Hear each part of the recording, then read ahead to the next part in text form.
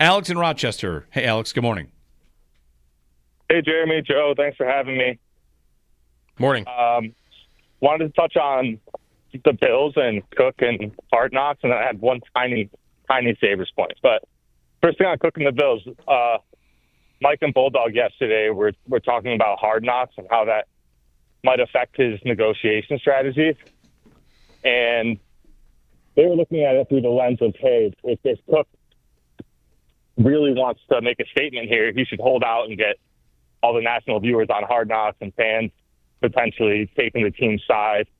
And I think they were missing one point here is that, I'm pretty sure the Bills have either full or a lot of editorial control on Hard Knocks. Mm-hmm. And Ray Davis is a guy waiting in the wings. Ray Davis is a guy that's perfect for that show, just based on his background and his story. So I actually think that Cook holding out that strategy might not work. I think it's better for him to come to camp.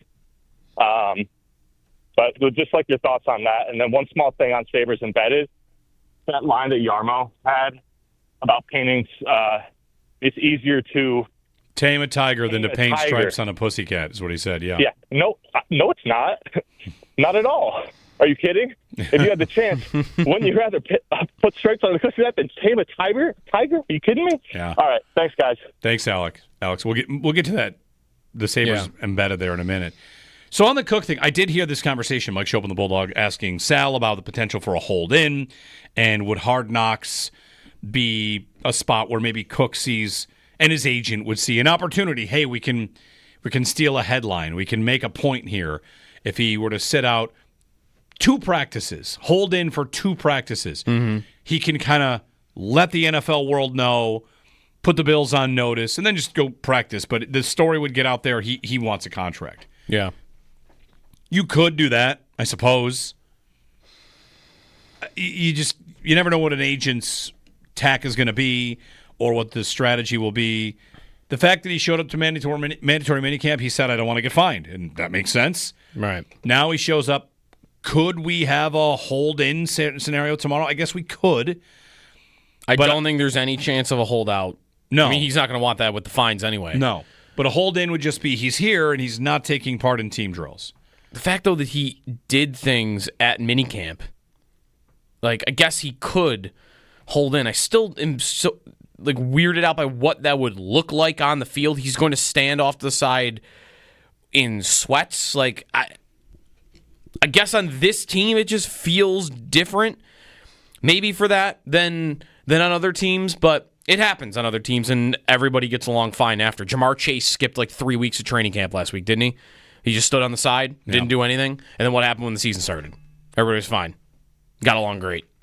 So I guess he could do that, and everybody would be okay, but I think I'd be surprised. I think I'd be surprised if he wasn't just on the field doing things tomorrow without a contract. And to the point about Ray Davis and his story, he's a great story.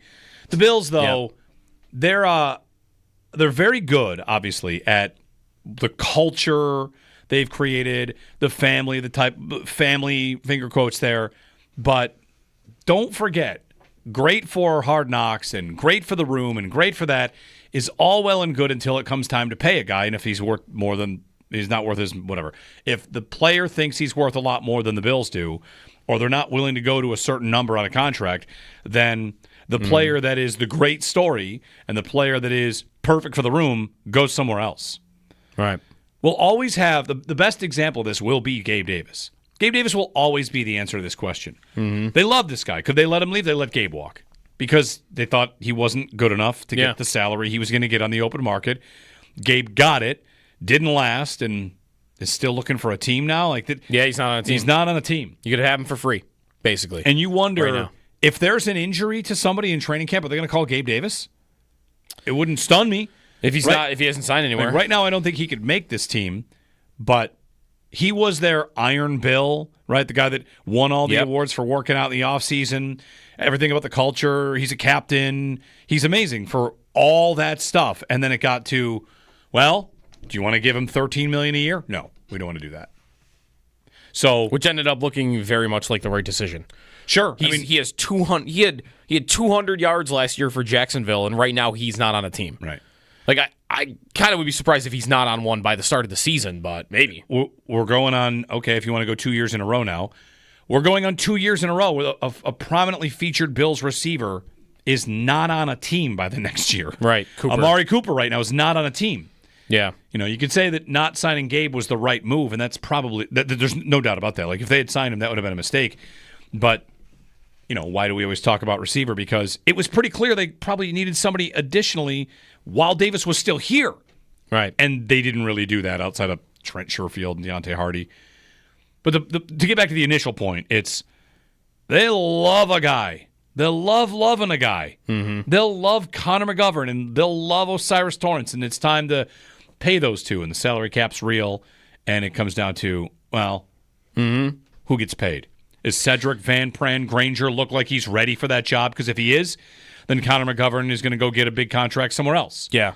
Or if they pay McGovern, are they going to say sorry to O'Cyrus Torrence because we can't pay everybody on the offensive line? Yeah. You know what is interesting, though? There is one guy that is able to withstand all of that while only being pretty good. I know who that is. It's Knox. Yeah. Knox is not too important. He's too important, and he has never had to. Yeah. But he's also not a great player. No, like we're talking about with Davis or like any of these other guys. Right. But like if he went somewhere else, what kind of numbers would he put up? It might not look much different than what happened with Gabe, where the production goes down. He plays a ton. They value him. They extended him really early, and it was quick. It's like, boom, here's a contract. And since extending him, they've just been restructuring it and moving it and extending it, right? Like since extending him, he has 497 yards. For how much a year? $14 million a year? In 2 seasons on this new contract. Yeah, for whatever. It's like, at the time, he was like one of the top 10 highest paid tight ends in football. I don't think that's still true, but he's close. Yeah. 3 touchdowns. Yeah. Like, that's more than Kincaid in 2 years. His role is more about all this stuff that you're telling, not Iron Bill like Gabe Davis, but it's the locker room and it's the relationship with Josh and it is like what he does for others. More, and does he block? Right, like he does that, right? Yeah. Like he's important to the run game because he's doing some of the dirty work that Kincaid's not going to do. So there's more than just what's his role in the pass game. But he got paid after the big year in the pass game. That's what got him paid.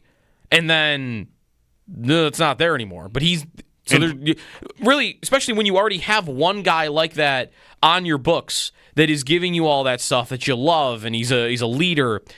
But he's only pretty good. Like you can't just pay all of those guys, right? Which is why you can't keep Gabe Davis at $13 million when you're already paying Dawson Knox whatever you're paying him. What is the number? 8, 9, 10 on Knox. If Knox wasn't under contract and they had paid Gabe Davis and he caught 600 yards last year, you might feel like that's more okay. And Cook, I don't know where Cook falls into on that though, because Cook is not. I think he's better in these areas than he was as a rookie, but he's not seen as like the leader in that room. Or like he's one of their veteran presences, but I wouldn't say that anyone talks about him on the same level that like Allen or Knox is. One of the things that happened to Dawson Knox, of course, was drafting Dalton Kincaid. And Kincaid talked about this in the Tyler Dunn piece where he spoke with Tyler Dunn at golongtd.com saying that Knox had been such a great friend and mentor and teammate and colleague. And sometimes if you get drafted, you're taking snaps away or catches away from a guy, it can get tense, but it didn't. That's really what happened to Dawson Knox's career was they draft Kincaid and they have a different tight end that they kind of want to throw to. I mean, I thought Knox was perfectly fine in his productivity. Yeah. Still, like you might be right about being overpaid. It's a 3-year deal worth about $10 million per year. His cap hit this year is 14.5. Yeah, like that's a monster. Not great. That's a monster cap hit. And at the end of this season, there's an out. If they were to move on from Dawson Knox at the end of this year, they would save about $11 million in cap. That's a big number. But wouldn't you just guess that they restructure and keep him again? They will absolutely extend like him. They'll extend him and spread it out. Yeah, I think he'll just keep him. He's got 2 void years at the end of this thing already that they would have put on somewhere along the way in a restructure. And, yeah. Yeah, it's more for him than just the yards. But again, I don't know. We got to all this on James Cook and Ray Davis. But because really, like, I think part of it is how many guys do I want to pay that are pretty good? Which is a model that the Bills. Did you see who did it? Stephen Ruiz, the Ringer. Who did the roster rankings yesterday? I think it might have been Stephen Ruiz. Top rosters in the NFL. Oh, there also was the collaborative, the guys at ESPN did it, like Aaron Schatz and Seth Walder and Mike Clay. That might have been the one. Yeah. And the Bills come in with a top 5 roster. Number 4. And it is an interesting little experiment here in what the Bills have done, which is, keep your good players. Yeah. Not great players. Not to say they haven't kept great players. They've done that too.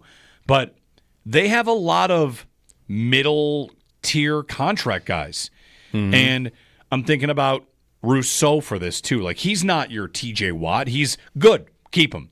Mm-hmm. And there are a couple schools of thoughts on this. There are some teams, I think the Niners are the best example of this. The Niners are going to pay great players, and anybody else might get moved on from, and they're going to just backload with picks. Meanwhile, the Bills have a lot of salaries, like Knox with a 14.5 cap hit, and Shakir and Palmer and Samuel. Like, the Bills really do have a lot of money invested in these weapons because it feels like they are almost buying floor over ceiling, right? They want guys they trust, guys they think are good enough, and in a lot of ways they've been right about that in the way that they've built their roster. Because here they have a top 5 roster. And yet, if you look at all of the rankings of the top players and Pro Bowlers and all this, they don't come in the top 5 in that department. Other teams have more players maybe near the top, but the Bills are consistently mentioned as like a top 5 roster because of the way they built it. So, for better or for worse, it's kind of like a balanced build. Yeah, because what's interesting is if you look at right now, you look at the Bills' top, let's say, 8 cap hits on the year this year. And who are they and what their roles are on the team.